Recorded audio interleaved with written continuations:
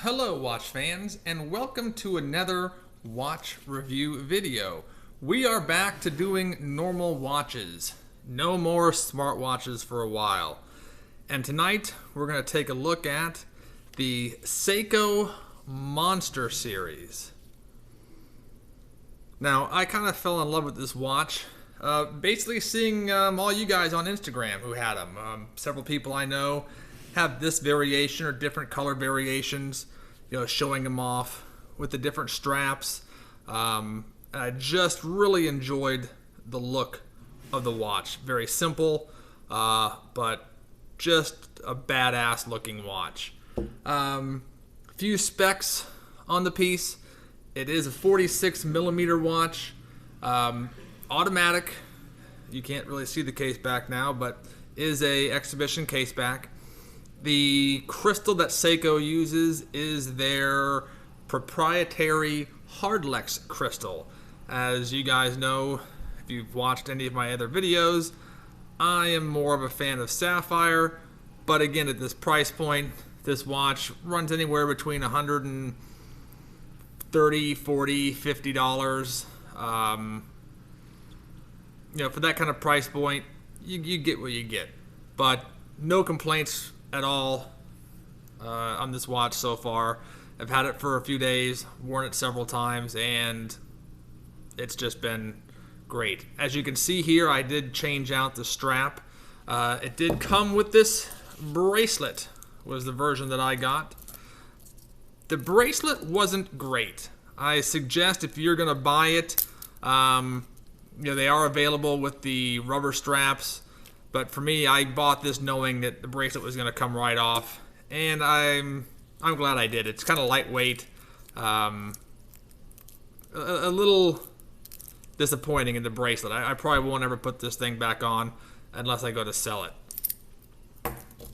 One of the other things that kind of sold me on this watch was the color combo. Very nice, neutral, gunmetal and black color combo. You can have infinite number of straps on it. The first day I wore it, I had kind of this blood red strap for the piece. Really made it pop. But like I said, you can do pretty much anything with this watch. There's just really no end. So if you're the kind of guy who likes to change up his piece, I know a lot of my friends online really enjoy this different straps and changing them out, and I won't lie, I was very resistant to that for a long time, as they will tell you. I put up a big fight and a big stink about these straps. I thought they looked a little cheap, but they've grown on me. I love the idea of just being able to change the look of the watch just by changing the strap. I mean, night and day difference between this leather strap and this nylon strap on the watch. So now instead of owning 70, 80 different watches, I can own 70, 80 different straps, and that's going to save me a lot of money to be able to put towards different watches and different reviews. Also, too, I forgot to mention the movement Seiko uses. I got this information on World of Watches. It's where I bought the watch.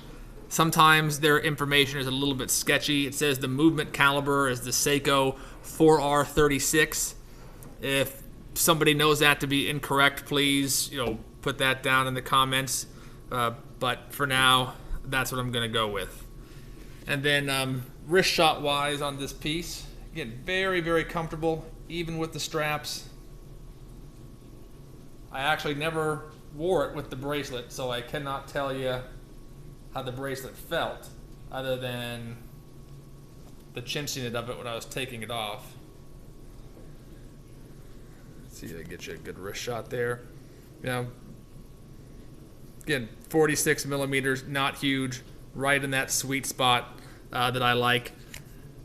I have reviewed some bigger watches on here, like the Bolt Zeus from Invicta, and pieces like that. But for me, right now, this is the sweet spot. 43 at the smallest, 47 at the largest, and that's about as far as I'm going to go. Also, too, to update you on the channel, there might be some other review possibilities in the mix in the future. I've been talking with somebody about maybe doing some reviews for a different site. I won't say a lot about that until it actually goes down. I got a phone call with them tomorrow to see how that goes, and yeah, it could be interesting. Could be a chance to look at and see some watches that normally we would never be able to see and look at. So if anything comes of that, you guys will be the first ones to know. As always, if you have any questions or comments, post them below. And final thoughts on the watch. Honestly, I give it an 8 out of 10.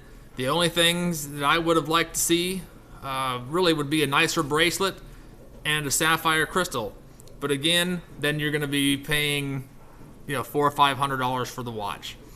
So, for what it is, I give the watch a solid B+. Really been happy with it. So, no complaints there. Upcoming also, too, we're going to look at a couple more Bulova watches.